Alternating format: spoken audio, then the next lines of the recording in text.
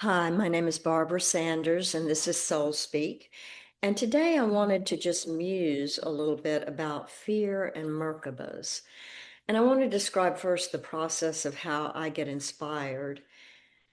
Something comes to me, and this happened to me probably yesterday when I read a piece from Elizabeth Gilbert's email that she does weekly. And she's talking about our need to feel approved of by others, our caring what others think about us, our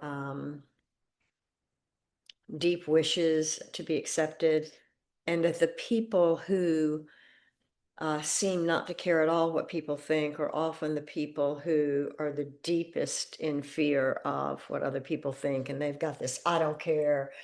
Uh, I'm not going to say some of the things she wrote about, but you can read her piece from yesterday's Elizabeth Gilbert email that she sends out. You can subscribe to her, I'm sure, and get those emails. I don't know if it's on Substack, but it might be.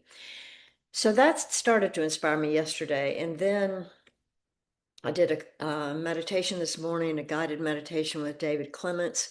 And David Clements is one of my favorite teachers and mentors these days. Infinite Source Creations, which if you've watched any of my stuff, you'll have heard about before, but Infinite Source Creations is his website with several other meditations for free and meditations for a little bit of money. And he does such a beautiful job of channeling this wonderful message to the world, to all of us people, to the earth, Mother Earth. And so I did one of those meditations this morning. Actually, it's number 54, and you have to do some earlier meditations to get to that one. But anyway, he inspired me. And so I kept thinking about, or actually in the meditation, felt the term and the visual sense of Merkaba. And I had just written about Merkabas a couple of weeks ago, I think at end of July. I called it We as Merkabas. And I'll maybe read that during this part, but I just want to say some of what I'm thinking about first, because I don't want to just read. So, all of this is very intriguing to me to think about fear. And I have a disclaimer about fear, and that's that I'm not talking about everybody's individual traumas in this life that they've been through. I'm not talking about nervousness or anxiety in particular. Those certainly fear fuels nervousness and anxiety, as I've noticed in this lifetime. And Elizabeth Gilbert goes a little further than that. So let me go ahead and read a little bit, just a piece of what she wrote about this part of our embodied fear, because it really helps me, as having been a psychotherapist for all my career. It helps me realize and know better why all of us who may have needed psychotherapy in the past, and I've done my share, or we need alternative practices like yoga and meditation and healing energy practices, why we still might, besides being human, get a little anxious and distressed and tensed up and constricted at times, even when we don't have any knowledge of any antecedent to those times, like people who have panic attacks. Um, so I'm talking about fear in general, not as a specific kind of fear that we have. And then I'll also talk about Merkabas, which seems to me to be a nice container or cocoon that David Clements talks about to help us not only connect with spirit, but to connect with Mother Earth and all that flows between the two. And we are the centers of these Merkabas. If you look up Merkaba, it is spelled Merkaba, or with an H on the end. And there are different ways to say it, and there are different cultures that talk about Merkabas. And I'll read about that in a minute. But let me go ahead and start by reading just a piece of Elizabeth Gilbert and what she said yesterday. In the middle of what she was writing, she said, oh, and she's channeling her unconditional love supports, and she talks a lot as she writes letters to them and they write letters to her about unconditional love. So as she and you will hear, she's talking about these unconditional love energies that she's informed by. So she says, and we also know that all the love and approval in the world, and these are unconditional love energies talking to her. And in parentheses, it says, and you have certainly tried very hard to get all the love and approval in the world. So let's go back. And we also know that all the love and approval in the world cannot heal this wound. Social media has taught you that 200 people can show up one day in the comments to shower you with love and praise. But if one of them says that you're a stupid, lying fraud and an ugly waste of breath, you will hold on to that comment only with sharp terror, real terror. And I'll say another thing, and it's that we're just human beings, and human beings have this go on in our bodies, in our minds, in our hearts, because we're human beings, we're mortals, and this is part of how we're electrically connected. And a lot of people work on their electricity so that they can calm their nervous systems down.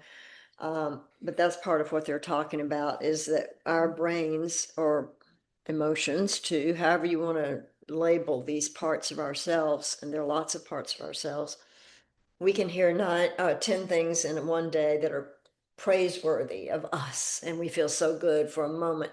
And then one negative will come toward us, and somehow we grab onto that and just obsess about it, or um, chewing cud. What is that cows do? We just chew on it and keep, cogitating and thinking about it, and we can't just let that go easily. So that's what she's about to tell about. And I'll go back to her quotation. We know the reasons too. We know that the evolutionary reasons, the existential atavistic terror of knowing that you cannot survive this planet alone. That if your cluster of hominids casts you out, you will literally die. Belong or die might be a good motto for most of human evolution. We know the desperate atom deep need to belong in order to live. This is about survival, I'm saying. Back to her. We know that almost 1,000,000 years ago, your early human ancestors faced an environmental catastrophe that almost wiped them out into extinction, bringing the population down to approximately 1,300 people. And back to me, I hadn't heard that before. I hadn't read that or heard that. I don't know if it's true, but it's an interesting concept that some environmental catastrophe, or, yeah, brought the population down to approximately 1,300 people. Back to Elizabeth. That was all who was left on this dangerous planet. 1,300 of you. And every single one of you alive today is descended from that evolutionary bottleneck. From those 1,300 whose immediate descendants, by the way, barely made it through the next 120,000 years of glaciers, droughts, catastrophic volcanoes, and other disasters. For all that time, the total number of early humans hovered around 1,300, all of them barely making it. Excuse me. Her unconditional love energies are saying to her, do you feel the terror of that? Let's put it this way. Do you remember the terror of that? Of course you do. Every cell in your body remembers it. How did our ancestors survive? By banding together. And what would have happened, what probably did happen, to anyone who was not approved of or who was exiled? Certain death. This is in you. This is in your body, in your spirit, in your collective memory. And this is why it feels like you're going to die when someone doesn't like you or approve of you. And she goes on and makes some other fabulous points. And I'm not going to go into all that at this point. But what I want to say about that is that if you believe that we embody the genetics and ancestry that we have, all accumulated through all these births and deaths that life has been, then that's pretty striking to think that we might carry within our DNA or our cells or our membranes or somewhere in us some of this fear that is catastrophic. People talk about the primitive brain and how we react primitively uh, too often, but that's how we react to terror, fear, fright. Some people say you either freeze or you run away, and some people say you start relating like women do when you're fearful like that. But there are lots of different theories about that. I just want to talk about that point of we're carrying around perhaps hundreds of thousands of years of fear generated from huge catastrophes and survival needs that none of us live with like that today. A lot of us live with current violence, a lot of us live with current rejection, some of us live with current trauma that all kind of taps into that deep well. David White, the poet, talks about deep well of grief. Well, it sounds like there's a deep well of terror also in us. So I just wanted to start out with that. About the Merkabas, in the meditation that I did with David Clements online today, that he did yesterday actually for a lot of people around the world, he talks about using our different dimensional selves and our higher self to help us in a meditation get to a relaxed state by breathing rhythmically and his words, and he's channeling from whoever he channels from, which are usually Arcturians, Pleiadians, and Syrians, and all sorts of beings, even some from Middle Earth, he calls them. So he's helping us know that we're beloved, that we are beautiful just like we are, that we are actually love source intelligence ourselves. It's not just something out there or up there or away from us. We are that, but that we have so many barriers and fortresses and blocks inside us that we need to get rid of some of the debris, some of the parts of ourselves that are conditioned, patterned rigidly, and that we can let go of now if we can get into some sort of state uh, through meditation or other types of alternative practices to get into a state of realizing in a deep, maybe not conscious way that we don't need to hold on to these things, that though they helped us in the past, now harm us by carrying them on, whether it's our parents' belief systems, if it's our mother's fear or our father's, whatever, and all those ancestors before them that we don't even know about, that sometimes we have these parts of ourselves that we don't understand. We don't even need to understand them sometimes, but we can let them,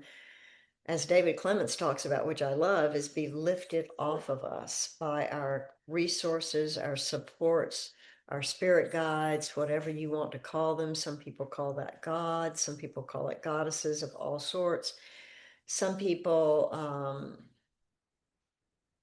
Mother Nature, Mother Earth, all of those kinds of guides and supports in these meditations of David Clements can help us decrease. In fact, he talks about them helping us dissolve and lift off of us some of these characteristics, patterns, traits, behaviors, thoughts, feelings that no longer serve us well, and that we can release now to let them go back to where they came from. He even in this last 54 meditation talks about at the end going down into Mother Earth. This is all imaginative, right? Suspension of disbelief. This is imaginative, not linear, logical work, but going down into Mother Earth, approaching her core. But as we go down there, noticing the pockets of energy that are either dark or distressed or negative energies that Mother Earth herself has contained all these years, and for us to do a process whereby she can also be lift things, those energies can be lifted out of her, off of her, so that she can heal as well as us. So that's one really important thing to help our earth heal as well as ourselves. So I'll say all that right now. Okay. Let me move on to Merkabas. So when he talks about after rhythmic breathing, I almost said breathing, anyway, uh, then he pictures, or we picture, a cocoon, like being a dragonfly, a larva in water, or being in a cocoon of a butterfly, but being in some sort of cocoon in the womb of our mothers, an amniotic sac, some sort of cocoon that we are in to protect us, to help us grow and be nurtured. And then that way we can go even into more multidimensional places and spaces and feel the energies that are assisting us, connect with those energies that help us heal. And I'm losing my train of thought because there was something more important than that. So anyway, in this cocoon today, that was it.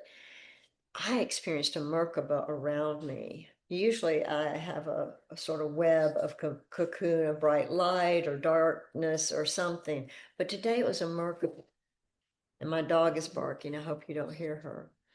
A Merkaba is like a pyramid, but multi-dimensional, the base of the pyramid, and then another pyramid below it. And I'm going to read you my poem about that so we can talk about that more easily, or I can talk about that and you can listen. Let me go ahead and do that. This is the poem I wrote a few weeks ago. So I called it We, comma, as Merkabas. The shape of a triangle, so perfectly grounded, centered, growing widely, seeking spirit, dancing with divine, creating an antenna pointing toward the skies. Excuse me, my dog has run off now. That's good. Let me go back and start again. The shape of a triangle, perfectly grounded, centered, growing widely at its base, seeking spirit, dancing with the divine, creating an antenna, pointing toward the skies, connecting deeply and solidly. So for this part, I imagine a pyramid. The pyramids, built by miracles of vision and hard labor, magnificent and splendid in their embodiment of a simple triangle, adding dimensions and function. Imagine that within the pyramid, another triangle entwines within the first triangle, this one pointing downward toward the core of Mother Earth, seeking her wisdom. A Merkaba comes to mind, a heavily laden term, weighty and profound. Triangles and pyramids traveling around and around, centripetal and centrifugal forces creating a star with a sturdy, unadulterated center. The Merkaba, a figure of sacred geometry, composed of two interlocking tetrahedrons, representing the union of spirit and body, no small matter. The two tetrahedrons, rotate in opposite directions, perhaps carrying the soul through the widening gyre, the spinning spire of divine mysteries. Some say the Merkaba is a chariot for travel, transporting body and mind into different dimensions and states of being. Some don't say anything at all. Some say it's a symbol of ascension, expansion of consciousness, transformative, enhancing life's energies. What say you? We are as Merkabas, after all. We, human beings, is what I'm talking about. We are the vehicles, the networks, the matrix, the grid, and the web linking all of us to each other and to spirit united.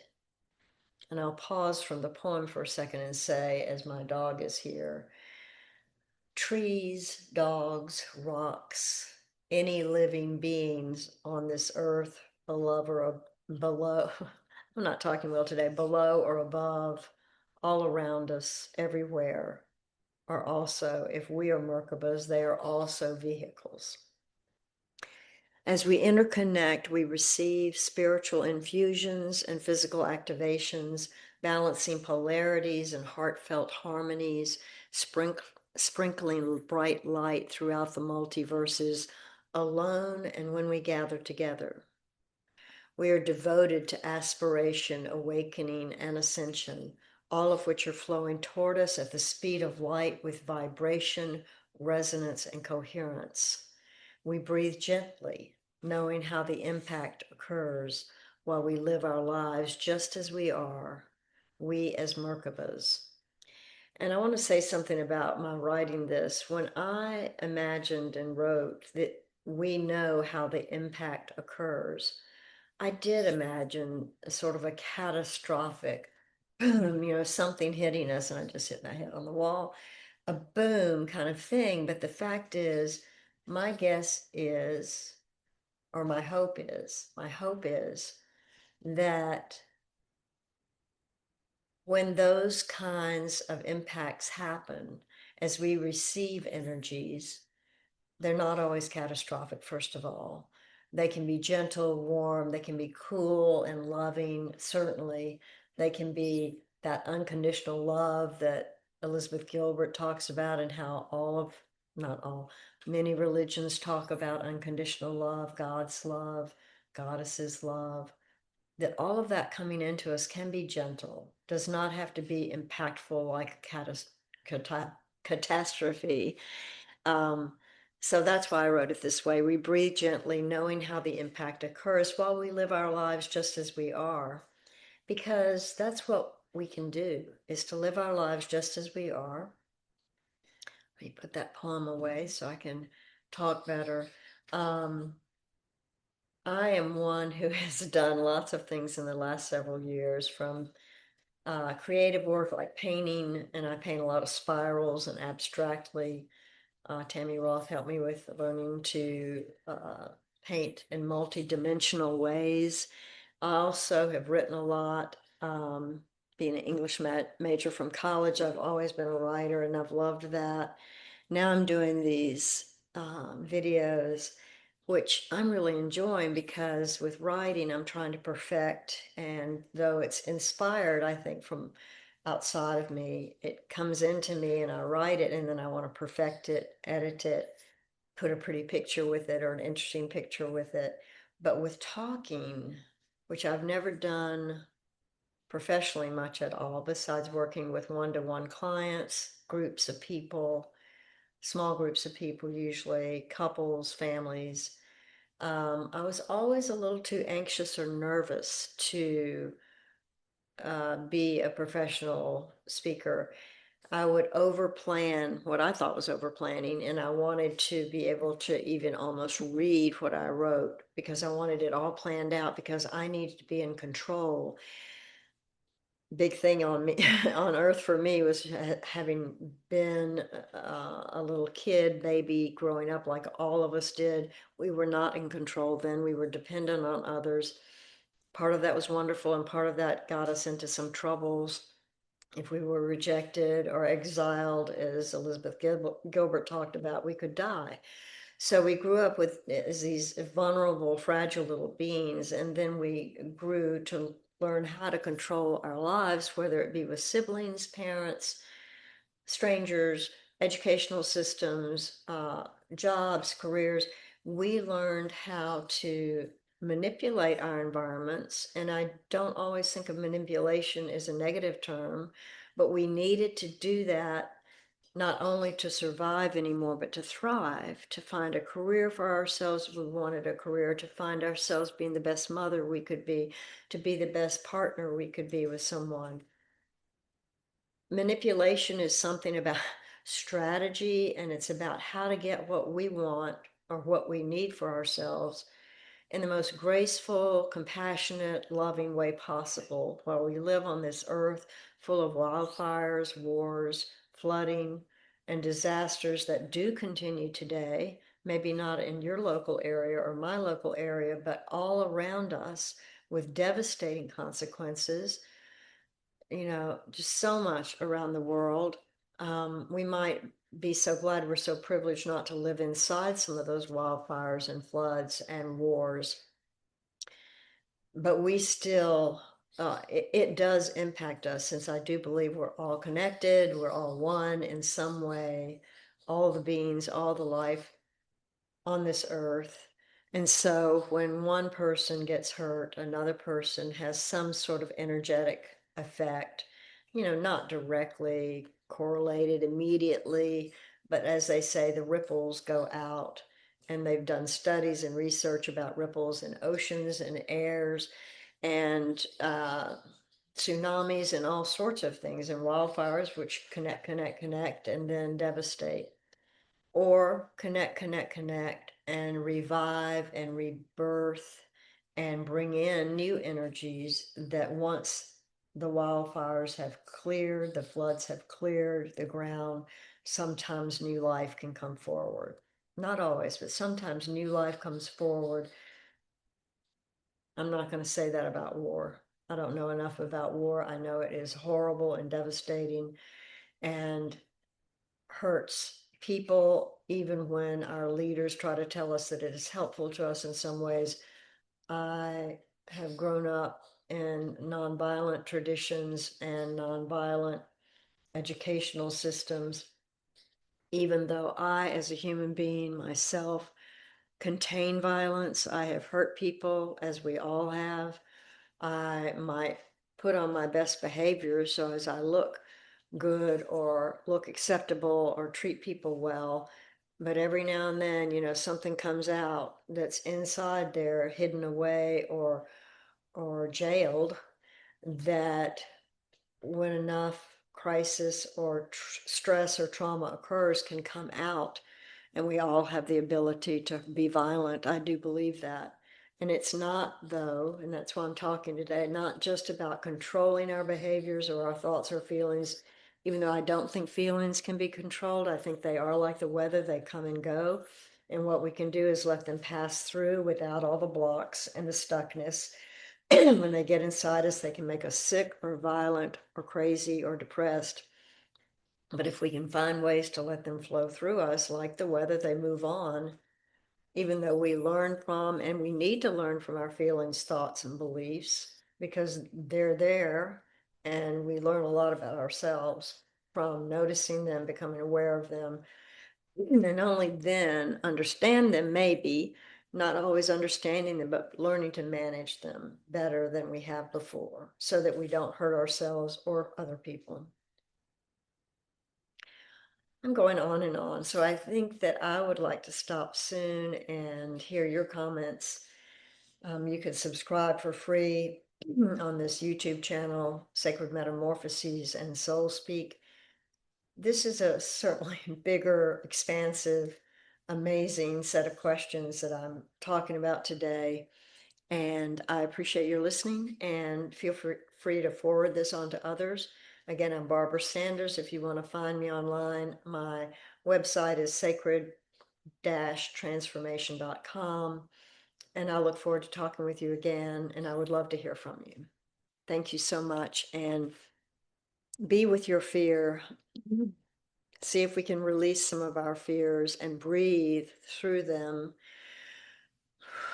so that we can be our best selves for ourselves and for the whole world and for Mother Earth and for all human beings and all other living beings in it. Bye.